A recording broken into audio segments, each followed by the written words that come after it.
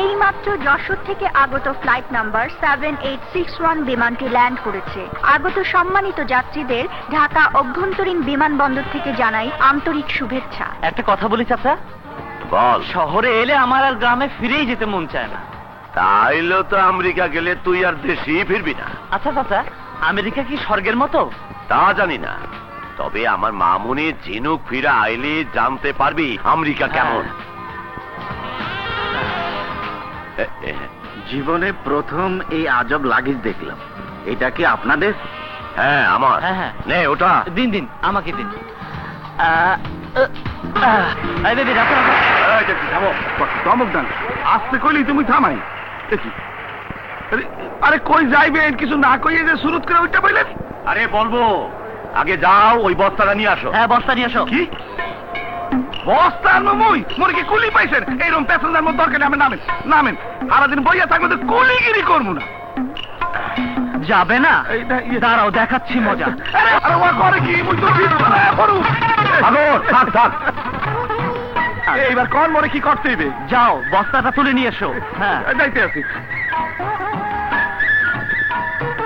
এই রে বাবা রে, কি আছে এর মধ্যে? এত ওজন কে বাইডু? আরে তা দিয়ে তোমার দরকার কি? আজ সকালে যে কার মুখ দেখে ঘুম করে উঠছিলাম। চান্দু, ভালো মানুষের মুখ দেখে উঠেছো। যাও যাও, যত টাকা ভাড়া আছে তার চাইতে বেশি বাবা। তো কোথায় যাবেন বলবেন তো? আরে ওই নামি দামি কোনো গাড়ির দোকানে নিয়ে যাও। আচ্ছা। এই এই গাড়িতে হাত দিচ্ছ কেন? আচ্ছা কেন ক্ষয় হয়ে যাবে? বলেন এই গাড়ির দাম কত? দাম জেনে কি হবে? কিনবে নাকি? না, গিলে খাবো। ফাজলামি করার জায়গা পাও না বুঝি? যাও ভালো ভালো বেরিয়ে যাও বলছি। ওই বেটা, এইভাবে কথা বলতেছে কেন? জিজ্ঞাসা করছে এই গাড়ির দাম কত তাই বলো। যেই না চেহারা, নাম রাখছে পেয়ারা। হাব বাপ দেখে মনে হচ্ছে সত্যি সত্যি গাড়ি কিনতেছে। চুপ, বেশি কথা বলো কেন? তোমার গাড়ির দাম কত তাই বলো। 30 লাখ। 30 লাখ? কি শখ মিটে গেছে? এটা গরুর হাট না। গরুর গাড়িতে যাদের চড়ার অভ্যাস তারা এইসব গাড়ির দাম জানতে এসেছে। সাগর বস্তাটা নিয়ে জি আয়। আচ্ছা। ভাই মোরে ছাইড়া দেন, মুই চলে যাই। ওই বেটা, বলছি না বেশি টাকা দেবো। যা বস্তাটা লই আয়। যা তাড়াতাড়ি নিয়ে আয়। এ আবার কোন ঝামেলায় পড়লাম? এত ভারী কা। রাখ রাখ, এখানে রাখ। চাচা বস্তাটা খুলে মালগুলি ঢালো। এদিকে ঢাল। এগুলি নেওয়ার আগে গাড়ির কাগজপত্র আর চাবিটা দাও।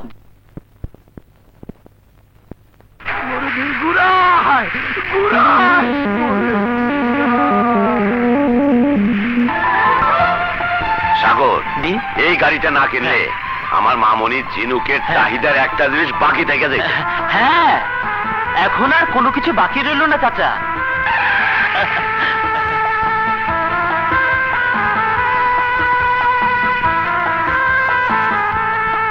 হুজুর আবার নতুন গাড়ি কিনে আনছেন?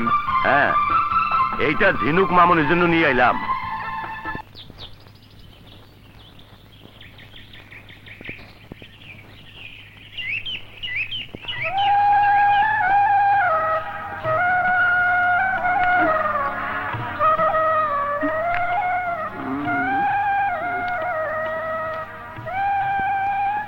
রে কিছু বলবি? আপনি জিজ্ঞেস না করলে কিভাবে বলবো? বল। ছোট মেম সাহেব গত রাতে ফোন করছিল। হ্যাঁ, আজ সে আইতাছে। এয়ারপোর্টে গাড়ি পাঠাইতে কইছিল। বলিস কি? কখন আসবে? এই সকালের ফ্লাইটে। এতক্ষণে মনে হয় চলে আইছে। হারামজাদা! সাগর বাবা, তুই আর এক মুহূর্ত দেরি না কইরা নতুন গাড়িটা নিয়ে চলে যা। আপনি যাবেন না চাচা?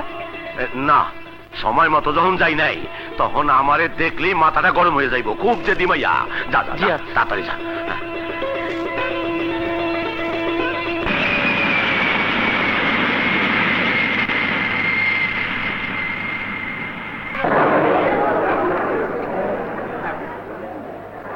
হ্যাঁ, এক এক করে সবাই চলে গেল, কিন্তু মেম সাহেব কোথায় কিছুই বুঝতে পারছি না। হ্যাঁ, পেয়েছি, উনি নিশ্চয়ই আমাদের মেম সাহেব। যাই। দুঃখিত মেম সাহেব, আমার দেরি হয়ে গেছে। এবার চলুন, আসুন। এই যে চিটিং বাজ, চিটিং করার জায়গা পাও না। দাঁড়াও, দেখাচ্ছি মজা। মানে মানে চিটিং করো না? দাঁড়াও। মেম সাহেব, কি হয়েছে ডার্লিং? মেম সাহেব বলে আমার লাগেজ দিয়ে যাচ্ছে। আরে লাগেজ দিয়ে যাচ্ছে? ভাই, শিট, এ কি অবস্থা? থামুন ভাই, থামুন। আপনারা যা ভেবেছেন আমি তা নই। হ্যাঁ? ওনাকে আমার মেম সাহেব মনে করে ভুল করেছি।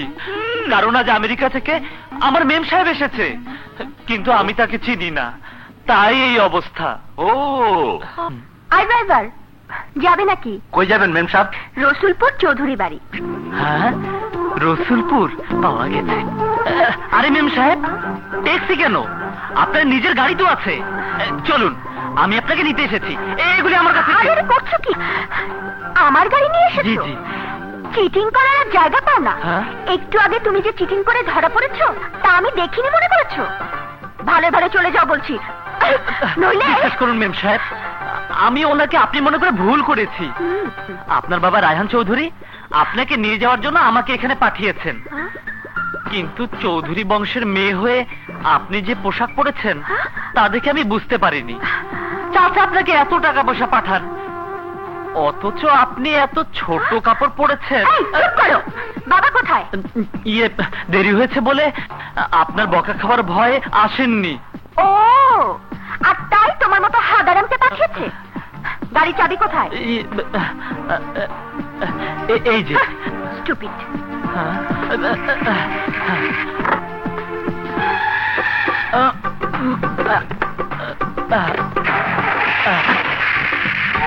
আরে আমাকে ছেড়ে যাচ্ছে। মেম সাহেব দাঁড়ান, মেম সাহেব। মারে, তুই রাগ করিস না। এই হারামজাদার ভুলের লাগা সবকিছু উলটপালট হয়ে গেছে। তা না হয় বুঝলাম, কিন্তু ওই বোকাটাকে না পাঠিয়ে তোমার কি যেন নাম? ও হ্যাঁ, মনে পড়েছে, সাগর। ওকে পাঠালে না কেন? এ তুই কি বলছিস? অনেই তো পাঠাইছি। বলো কি?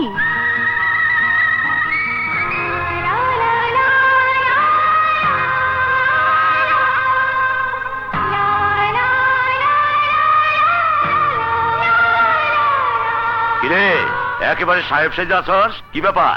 ইয়ে মানে মেম সাহেব এসেছে, তাই এখন থেকে একটু ফিটফাট হয়ে থাকতে হবে না চাচা?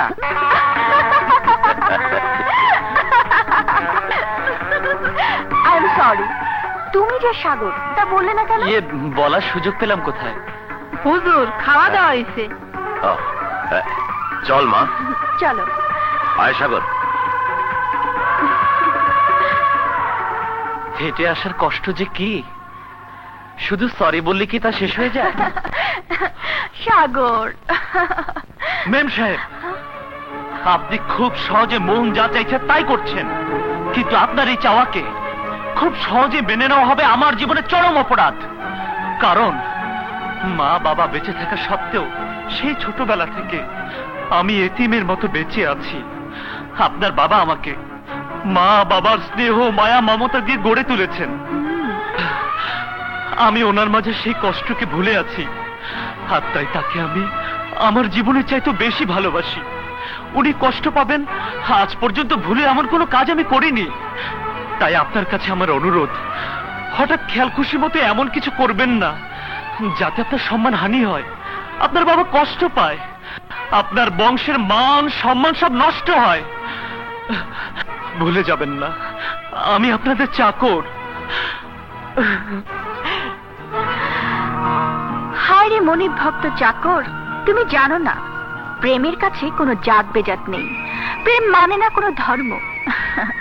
আর তাই আমিও করে যাব আমার কর্ম।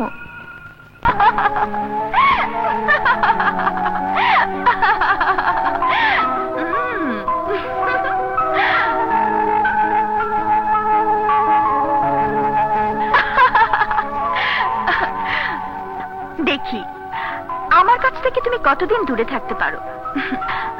আমাকে তোমার ভালোবাসতেই হবে। আমার আশা পূরণ না হওয়া পর্যন্ত তোমার পিছু আমি ছাড়ছি না।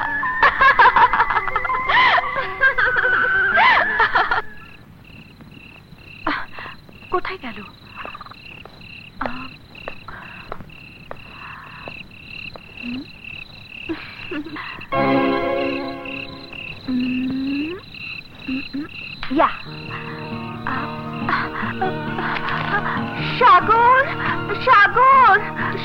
তুমি কোথায় সাগর? ভূত, ভূত, ভূত,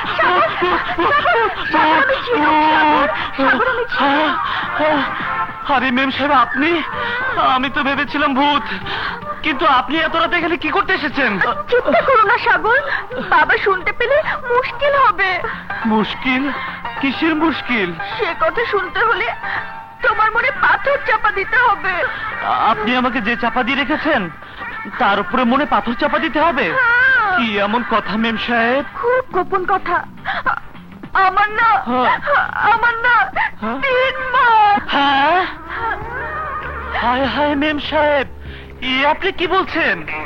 বিয়ে না হতে 3 মাস? আরে আরে আমি কি বলতে চাচ্ছি আর তুমি কি মনে করে বসে আছো? হ্যাঁ? 3 মাস ধরে সন্ধ্যার পরে আমি চোখে কিছুই দেখতে পাচ্ছি না। তাহলে আপনি রাতকানা রোগে আক্রান্ত হয়েছেন? হে খোদা, তুমি কি করলে? কেন মেম সাহেবের উপরে এত বড় অবিচার করলে? এখন কি হবে?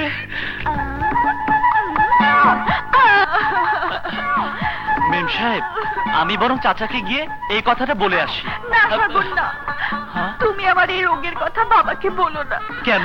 তাহলে বাবা নিজেই অসুস্থ হয়ে পড়বে, এমনকি মারাও যেতে পারে। হায় হায়, কাঁদবেন না মেম সাহেব। আমার জানা মতে শিবপুর গ্রামে একজন নাম করা ডাক্তার আছে, তার নাম ফেলু মিয়া। আরে ফেলু মিয়া তো দূরের কথা, আমি আমেরিকার ডাক্তার জন পল ডেলু হ্যাঁ। আর রিচার্ড বেন সেলিফিও হ্যাঁ। দেখিয়েছি, সবাই একই কথা বলেছে, এই রোগের কোনো চিকিৎসা নেই। ইস, কেন যে খোদাই কঠিন রোগ আপনাকে দিল। জান মেম সাহেব, এখন ঘরে গিয়ে শুয়ে পড়ুন। ইস, হ্যাঁ? কি সুন্দর বাতাস। আমার না এখানে ঘুমোতে মন চাচ্ছে। আরে আরে বলে কি? আমি এখানে ঘুমোবো। দেখো করে কি? তাহলে তো সর্বনাশ হয়ে যাবে। যান, শীঘ্রই উপরে গিয়ে শুয়ে পড়ুন। আমি রাতকানা, কি করে যাব? যেভাবে এসেছেন সেভাবে চলে যান। না, আমি যাব না। তাহলে আমি চাচাকে ডাকি। চাচা! থাক, আর ডাকতে হবে না, আমি যাচ্ছি। হ্যাঁ। অন্ধকে কেউ দেখে না। Oh God, help me, help me. হে উপরওয়ালা, দয়া করে আমার মেম সাহেবকে ভালো করে দাও। আমি রাতকানা বলে আজকে আমার এই অবস্থা। আউ! ওরে বাবা, দেখে মেম সাহেব পড়ে গেছেন? ইস, কোথাও ব্যথা লেগেছে? লাগলে আর কি করবে, কপালে যা লেখা আছে তাই হয়েছে। আরে আসি।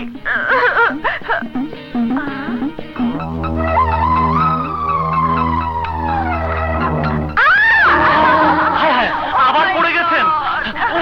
উঠুন মেম সাহেব, উঠুন। সাগর, কি হয়েছে? ইস, নোংরা পানির কাদায় আপনি আছাড় খেয়েছেন। কাদাতে আছাড় খেলে কি আর দুধ মালাই লাগবে? না, তাহলে তুমি এক কাজ করো, পানি দিয়ে পরিষ্কার করে দাও। আমি পরিষ্কার করে দেব? না মেম সাহেব, না, এটা আমি পারবো না। ঠিক আছে, তাহলে আমি এভাবেই চলে যাচ্ছি। আরে মেম সাহেব, ঠিক আছে। কি যে যন্ত্রণায় পড়লাম। দেখি মেম সাহেব, উঠুন।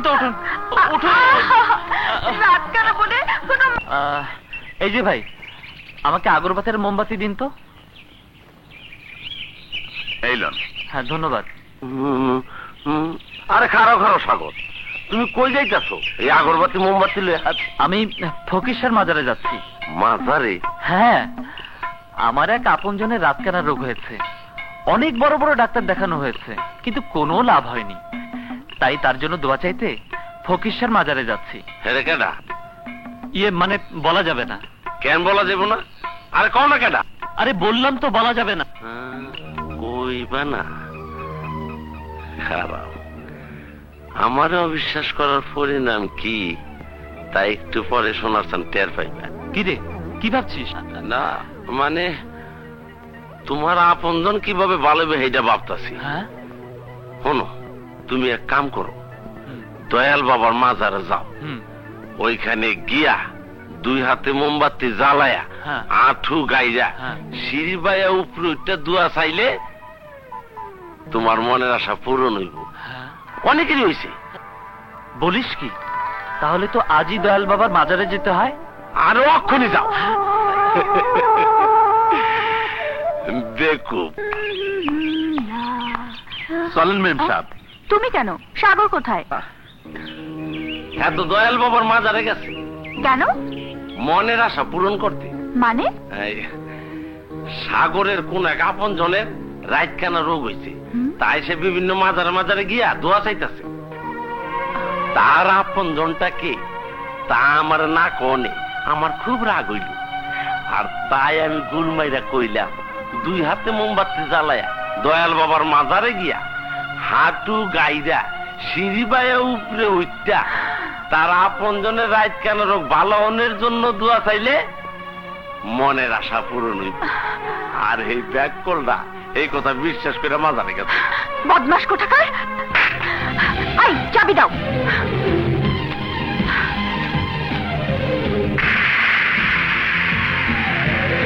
হে দয়াল বাবা, যে কোনো উপায় মেম সাহেবের চোখের রোগ তুমি ভালো করে দাও।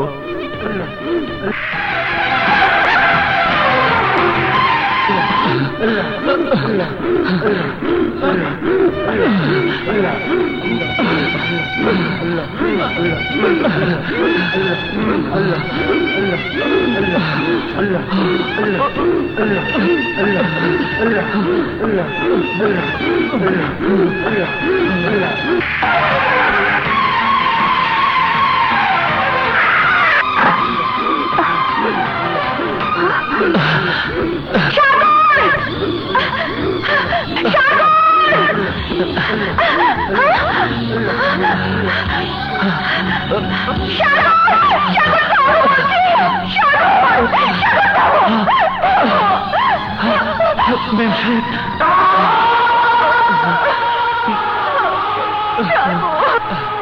মেম সাহেব, মেম সাহেব, আপনি কি করলেন? আমি তোমাকে মিথ্যে বলেছি সাগর। মিথ্যে বলেছেন? হ্যাঁ সাগর, আমার চোখে কোনো রোগ হয়নি, আমি রাতকানা নই। সাগর, আমি ছোটবেলা থেকেই তোমাকে ভালোবেসেছি। এতদিন দূরে ছিলাম বলে তা আমি তোমাকে বলতে পারিনি, আর তাই দেশে ফিরে তোমাকে সে মনের কথাটি বলেছে। কিন্তু তুমি ধনী গরিবের দোহাই দিয়ে আমার ভালোবাসাকে প্রত্যাখ্যান করেছো। আমি তোমার ভালোবাসা পাওয়ার আশাতেই তোমার সঙ্গে রাতকানার অভিনয় করেছি। আপনি অন্যায় করেছেন সাগর। চুপ করুন। ঠিক আছে, আজ আমি মিথ্যেকে সত্যে পরিণত করে দেব। তুমি আমাকে ভালো না বাসলেও আমি যে তোমাকে কতটুকু ভালোবাসি তা আজ প্রমাণ করে দেব।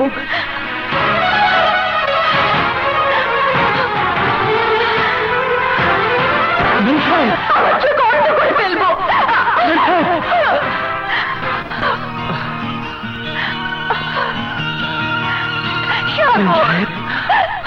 আমার মেম সাহেব,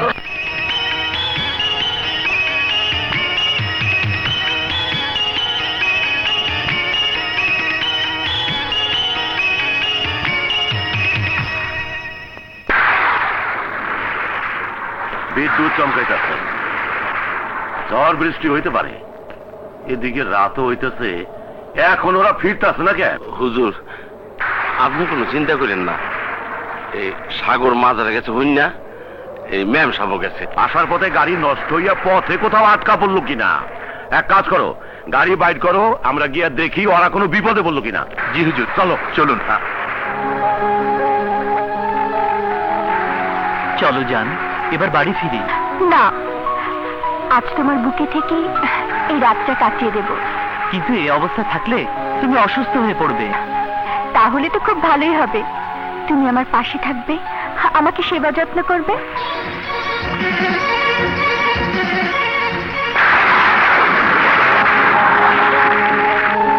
আমাদের জন্য চাচা চিন্তায় থাকবে, বাড়ি না ফিরলে তার ঘুম হারাম হয়ে যাবে। হোক, তবু এত সুখ এত শান্তির মাঝ থেকে আমি ফিরে যাব না সাগর।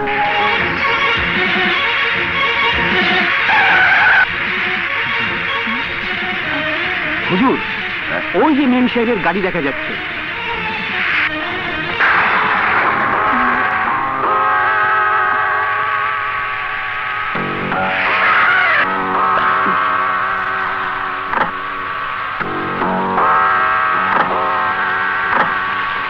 আসেন হুজুর, আসেন আসেন। কি ব্যাপার জান, কি হয়েছে? চুপ করো। কত করে বললাম আমি বাড়ি যাব, তারপরও তুমি আমাকে এখানে নিয়ে এসেছো। আমি ভাবতেও পারি ঝড় বৃষ্টির ভয় দেখে আশ্রয়ের নামে এখানে নিয়ে এসে তুমি আমার ইজ্জতের উপর হাত বাড়াবে। এ তুমি কি বলছো? খবরদার আর এক পা এগোবে না। ঝিনুক, তুমি কি পাগল হয়ে গেছো? হ্যাঁ, আমি পাগল হয়ে গেছি, আমি পাগল হয়ে গেছি, আমি পাগল হয়ে গেছি। ঝিনুক, পাগলামি করো না। ঝিনুক, চুপ করো। বাবা যদি জানতে পারে তাহলে তোমাকে খুন করে ফেলবে। ঝিনুক, ঝিনুক, তুমি আবল তাবল এসব কি বলছো? খবরদার, আমাকে ছবে। ঝিনুক, ঝিনুক, আমার কথা শোনো, আমার কথা শোনো ঝিনুক। দাঁড়াও ঝিনুক, আমার কথা শোনো। ঝিনুক, আমার কথা শোনো। না, আমাকে ছেড়ে দাও। না ঝিনুক, পাগলামি তা করো নাহলে না। আমি বাবাকে সব বলে দেবো। তুমি আমার গায়ে হাত দিয়ে না ঝিনুক, না। আমার ইজ্জত কেড়ে দিতে চেয়েছো। দোহাই লাগে আমার, এত বড় সর্বনাশ তুমি করো না। পাগলামি করো না। ঝিনুক, ঝিনুক। বাবা, বাবা, তুমি আমাকে বাঁচাও। ও আমার ইজ্জত কেড়ে নিতে চেয়েছে। যদি তোমরা সময় মতো না আসতে তাহলে আমার সর্বনাশ হয়ে যেত বাবা, সর্বনাশ হয়ে যেত।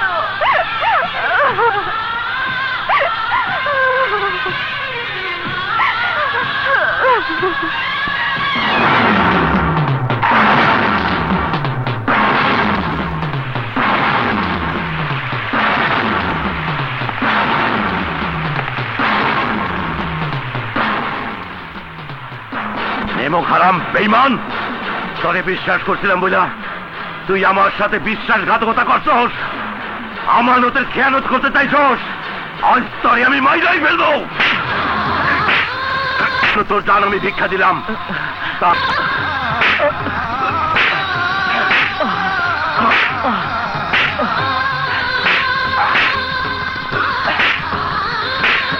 আজ থেকে তোর মুখ আমি দেখতে চাই না।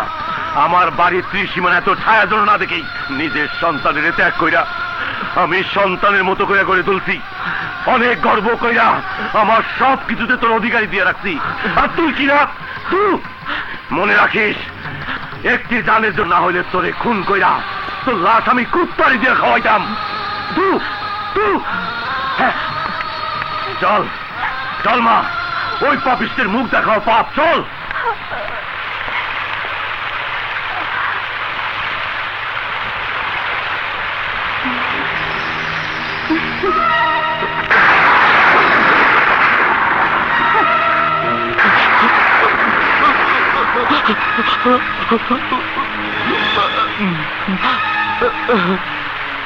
এই ফকিন্নির বাচ্চা, ঠিক রাজপ্রাসাদে বাস করা শখ তোর, তাই না?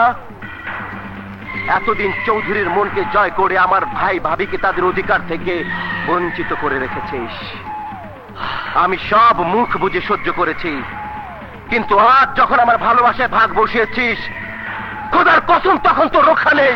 এই ঢালু, এতদিন চৌধুরী সাহেবের মুখের দিকে তাকিয়ে আমিও সব মুখ বুঝে সহ্য করেছি। কোন কারণে তার বংশের মান সম্মানে এতটুকু দাগ লাগতে দেয়নি, এতটুকু দাগ। কিন্তু আজ যখন আমার জীবনে মিথ্যে কলঙ্কের দাগ দেওয়া হয়েছে, তখন কাউকে খুন করে দাগি আসামির খাতায় নাম লেখাতে আমার এক বিন্দু বুক কাঁপবে না। আমাকে খুব হুমকি দিচ্ছিস?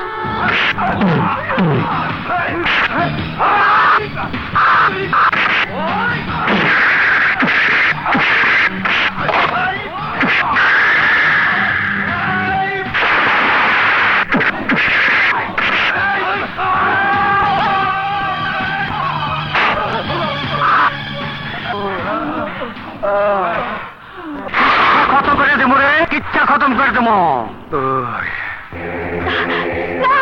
আমারে বাধা দিও না, আমারে বাধা দিও না। সাবধান করে দেওয়ার পরও ওই তারপর আমার ভাইটারে তুলাধুনা করছে।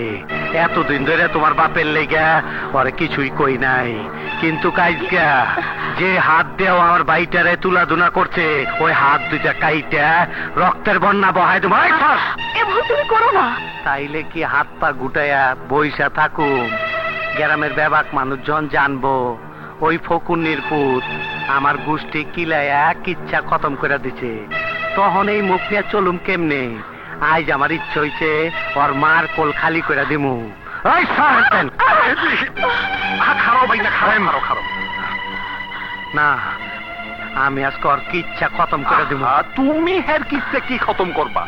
হ্যাঁ নিজেই তো হ্যাঁ নিজের কিচ্ছা খতম করে দিছে। মাইনি, এদিকে আসো, কামটা একটু আগাইয়া দাও। সাগর ঝিনুকের ইজ্জতের উপর হাত বাড়াইছিল, আর তাই তোমার শ্বশুর সাগরে মাইরা চিরদিনের জন্য সম্পর্ক ছিন্ন করে দিছে। এত বড় একটা মিথ্যে অপবাদে অপরাধী করে সবার সামনে তোকে এত নিষ্ঠুর ভাবে শাস্তি দিল, অথচ তুই তাকে সত্যি কথাটা বলতে পারলি না বাবা। মা, মানুষ অল্প শোকে কাতর আর অধিক শোকে পাথর হয়ে যায়। মেম সাহেব নামের ওই ঝিনুক আমাকে পাথর বানিয়ে দিয়েছিল, আর তাই কোনো কথা বলার শক্তি আমার ছিল না মা, ছিল না। তোর খুব কষ্ট হচ্ছে? না মা, কষ্ট আমার শরীরে না, কষ্ট আমার মনে। কারণ এতটা বছর যাকে না দেখে এক মুহূর্ত থাকতে পারিনি, আজ থেকে তাকে না দেখে বাকি জীবনটা কাটাতে হবে। কেন? তুই প্রতিদিন গোপনে গিয়ে হুজুরকে দেখে আসবি? এ হয় না মা, যত কষ্টই হোক ওনার ভুল না ভাঙা পর্যন্ত আমি চৌধুরী বাড়ির ধারে কাছেও যাব না। তবে মেম সাহেব কেন আমার সাথে ছলনা করে আমাকে দোষী বানালো তা আমাকে জানতেই হবে। কারণ জানতে চাও? মনে পড়ে না তোমার বাবার জন্য অবুঝ বয়সে আমি আমার মাকে হারিয়েছি, অকালে তার আদর স্নেহ মায়া মমতা থেকে বঞ্চিত হয়েছি। তোমার জন্য আজ এতটা বছর ধরে আমার বোনের সাথে বাবার সম্পর্ক ছিন্ন হয়ে আছে, অথচ আমার মায়ের খুনির ছেলে হয়েও বাবার কাছে তুমি আমার চাইতেও বেশি অধিকার নিয়েছিলে। তোমাকে কাছে পাবার জন্য বাবা আমাকে বিদেশে রেখে বড় করেছে, আর তাই বিদেশ থেকে ফেরার আগে আমি ওয়াদা করেছি তোমাকে বাড়ি ছাড়া করবই। বাবার মন থেকে তোমার নাম নিশানা সব মুছে ফেলবো। সেই ওয়াদা আজ আমি পূরণ করেছি। এবার মায়ের হত্যার বদলা নিয়ে আমি আমার শেষ আশা পূরণ করব।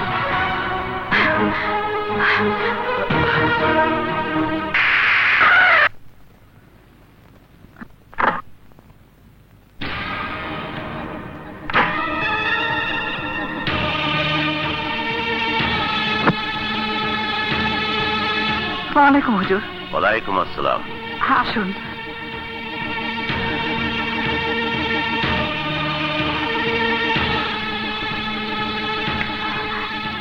থাক থাক, ঠিক আছে ঠিক আছে। বসুন হুজুর। হ্যাঁ,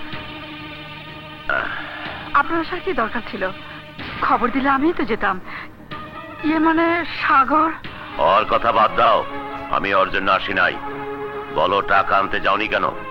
মানে? তুমি জানি তা তো কি, আমি আমার কর্তব্য পালন করেই যাব। এ নাও। ইয়ে মানে লাগবে না। কেন? ছেলের সাথে সম্পর্ক ছিন্ন করছি সেই ক্ষোভে? হ্যাঁ, কারণ আপনি যাকে কোলে পিঠে করে গড়ে তুলেছেন সে এমন কোনো ভুল করতে শেখেনি যাতে আপনি মনে কষ্ট পাবেন। আর কেউ না জানুক, আমি তো জানি ও কোনো অপরাধ করেনি। তারপরও ভুল বুঝে আপনি তাকে যে শাস্তি দিলেন, আপনার সেই ভুল না ভাঙা পর্যন্ত আমি না খেয়ে মরে যাব, তবু আপনার কোনো সাহায্য নেব না। চুপ করো। যা আমি নিজের চোখে দেখছি, তুমি বাবুলার ছেলের কথায় বিশ্বাস করে তা অস্বীকার করতে পারো, কিন্তু আমি পারি না। বলো টাকা নিবা কিনা? মাফ করবেন হুজুর, আমি টাকা নিতে পারবো না।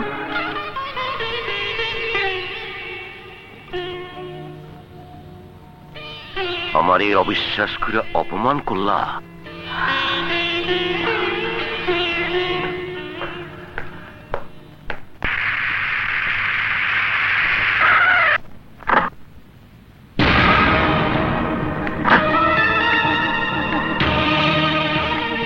কিরে, সবাই এখানে দাঁড়িয়ে আছোস কেন? বড় মেম সাহেব আর জামাই বাবু তার আত্মীয় স্বজনদের নিয়ে এসেছেন। হুজুর, এই এই মনে হয় ডালুর সাথে ছোট মেম সাহেবের। চুপ!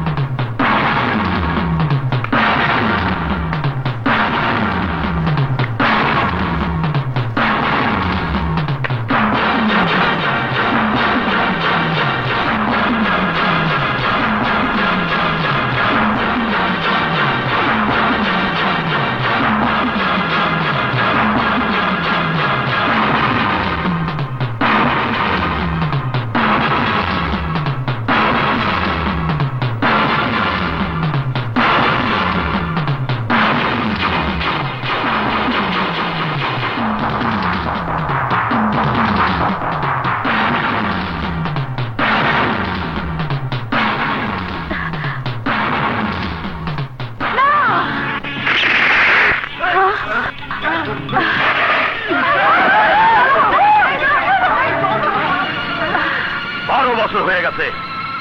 তোর সাথে চিরদিনের জন্য সম্পর্ক ছিন্ন করে দিছি, তারপরেও আমার অনুমতি ছাড়া এই বাড়িতে পা দাঁড়ের স্পর্ধা তোর কি করে হলো? রহমত, রহমত, কাদের! জি হুজুর। এদেরকে এই মুহূর্তে এখান থেকে চলে যেতে বল।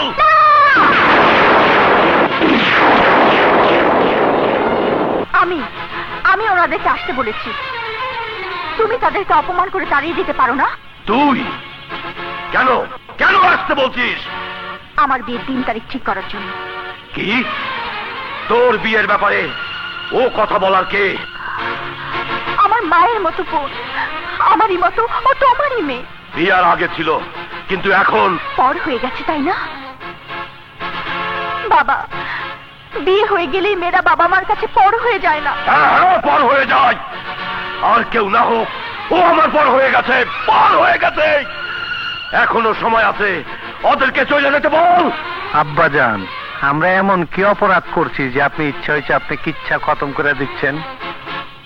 খবরদার, তুমি আমাকে আব্বাজান বলে ডাকবে না, তাতে আমার সম্মানে আঘাত লাগে। খুব তো সম্মান নিয়ে বড়াই করছেন, অথচ যে আপনার ছোট মেয়ের ইজ্জতের উপর হাত বাড়িয়ে আপনাকে অসম্মান করেছে তাকে কি উপযুক্ত শাস্তি দিলে না? সেইটা আমার ব্যাপার, তুমি বলার কে? আপনার মাইয়া আমার আত্মীয়, তাই ওর ভালো মন্দর ব্যাপারে আমার ভাইটারও কথা কর অধিকার আছে। না, ঝিনুকের ব্যাপারে তোমাদের কারো কিছু বলার অধিকার নাই। আছে তালু সাহেব, আছে। কারণ ও আমার হবু বধূ, আর তাই ওকে বধূ করে ঘরে তুলে নেবার দিন তারিখ ঠিক করতে এসেছি। চুপ! ফের এই কথা উচ্চারণ করলে জিপটা তাই না ছিল। যেদিন একজনের তোমাদের ঘরে তুলে দিছি, সেই দিনই আমার সংসারে সুখের প্রদীপটা নিভা গেছে। বাপ হয়ে মেয়েরে ত্যাগ করছি, তারপর আবার সম্পর্ক করব কি করে ভাবলাম? আমি এখনো মিলা যাই না যে ওর ভালো মন্দ বোঝার কেউ নাই। কবে, কোথায়, কখন, কার সাথে ওর বিয়ে হবে সেই সিদ্ধান্ত আমি নেব। আমার বিয়ের ব্যাপারে আমার সিদ্ধান্ত চূড়ান্ত। কি? তাইলে তুই ওরে বিয়ে করতে চাস? হ্যাঁ, মানে বুবু আছে। তুমি যদি রাজি না হও তাহলে তার মতে আমি বিয়ে করব। কিন্তু আমি বাইজা থাকতে তোদের আশা কোনোদিনই পূরণ হবে না। কেন হবে না? আমার বিয়ে আমার মতামতেই হবে, তুমি বাধা দিয়ে রাখতে পারবে না। ভুলে গেছিস কার সাথে কথা বলছিস? উনি তোর জন্মদাতা। উনি রাজি না থাকলে তোর এই বিয়ে হবে তাতে কি করে ভাবলি? আমেরিকা থেকে লেখাপড়া শিখে এসেছিস বলে তুই নিজেকে কি মনে করছিস? বাবার সাথে তর্ক করতে তোর এতটুকু বুক কেঁপে উঠলো না? কোন সাহসে তুই ওনার মুখের উপর কথা বলছিস? সে তোকে কতটুকু ভালোবাসে আজ পর্যন্ত বুঝতে পেরেছিস? এই পৃথিবীতে এখন তুই তার একমাত্র আপনজন। তোর কিছু হলে উনি বাঁচবেন না, তুই তা বুঝিস না। বাবা, আপনি আমাকে মাফ করে দিন। মা নেই, আপনিও দূরে সরে আছেন। একমাত্র ঝিনুকের মাঝেই আপনাদের হারানো ব্যথা ভুলে আছি। ওর বিয়ে হওয়ার পর ও যদি দূরে কোথাও চলে যায় তাহলে আপন বলতে আমার আর কেউ থাকবে না। আর তাই ওকে কাছে রাখার জন্য আমি এই বিয়েতে মত দিয়ে আপনার মতামত দিতে এসেছিলাম। কিন্তু বুঝতে পারছি আমি ভুল করেছি। আপনি আমাদেরকে ক্ষমা করে দিন। আমরা আসি। মনে রাখিস, ফের যদি এই ধরনের কোনো ভুল করিস আর আমার সংসারে কোনো ব্যাপারে মাথা ঘামাইস, তাহলে ক্ষমা নামের শব্দটি আমার মন থেকে উঠে যাবে। আর আসি বলছিস কেন? যাই বল, যাতে আর কোনোদিন না আসতে হয়।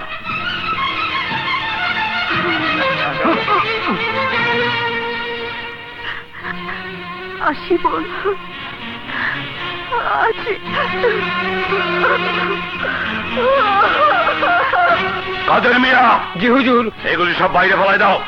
এই তোলো তোলো তোলো। বাবা,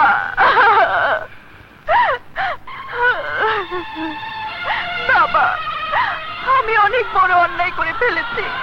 আমাকে তুমি মাফ করে দাও বাবা, মাফ করে দাও।